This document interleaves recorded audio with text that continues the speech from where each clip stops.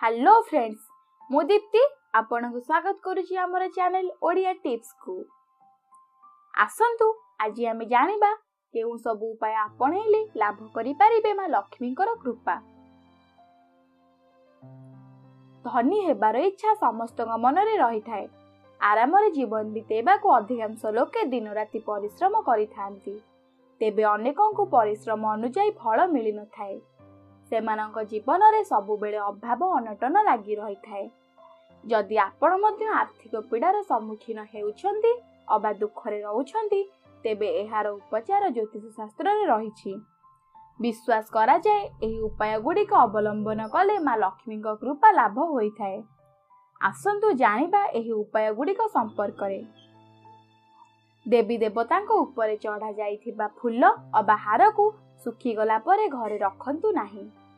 राति रे भात दही और छतुआ खांतु नाही। संध्या समय रे सुअंतु नाही। सेही समय रे कौनसी कार्य करुथिले किछि मिनिट जाए रही जाए भगवान को स्मरण करंतु, एहा परे कार्य करंतु। प्रतिदिन शिवलिंग उपरे जल बेलपत्र और भांगी नथिबा चाउल चढ़ांतु। महालक्ष्मी और विष्णु को पूजा करंतु। संध्या समय रे मंदिर रे दीप जलांतु नाही। पूर्णिमा दिन चंद्र पूजा करंतु। घर को सदा बेले सफा सुतुरा रखंतु। कुहा जाए जेउ घर सफा सुतुरा रही थाए सेही घरे मां लक्ष्मी वास करिथांती। घरर उत्तर पूर्व दिगरे अलिया रखंतु नाही।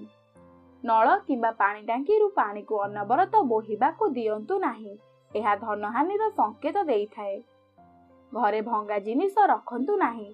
पलंक तले अनावश्यक कागज पत्र और सीढ़ी तले आवर्जना रखंतु नाही। खाइबा समय रे जोता पिंधंतु नाही। खाइबा समय रे तले आसन पारी करी बसंतु।